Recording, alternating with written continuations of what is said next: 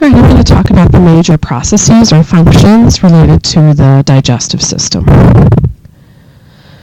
Okay, so one obvious function of the digestive system is ingestion, or the intake of food. Of course, you take it into your oral cavity, and that process is called ingestion.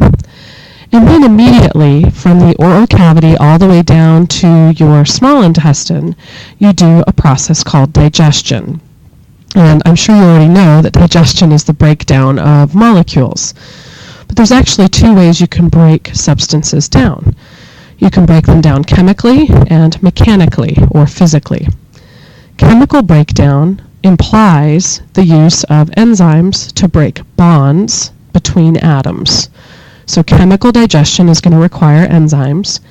And again, it always involves the breakage of bonds, covalent bonds, between the atoms of the molecules within the food that you eat.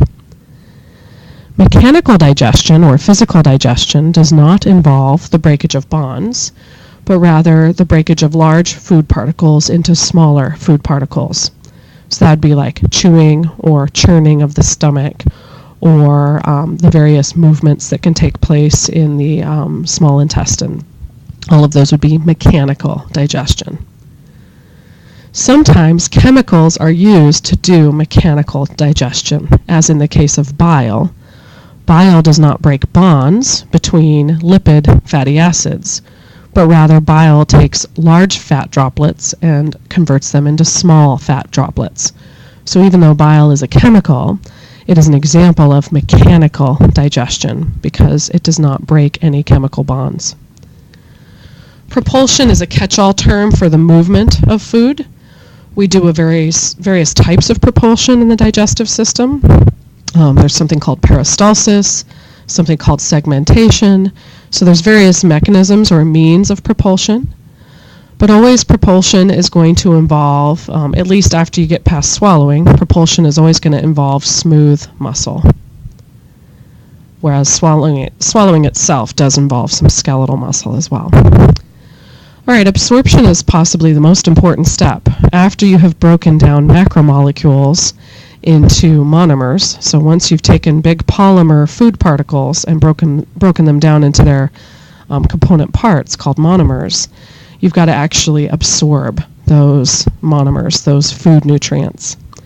Absorption actually goes into two different places.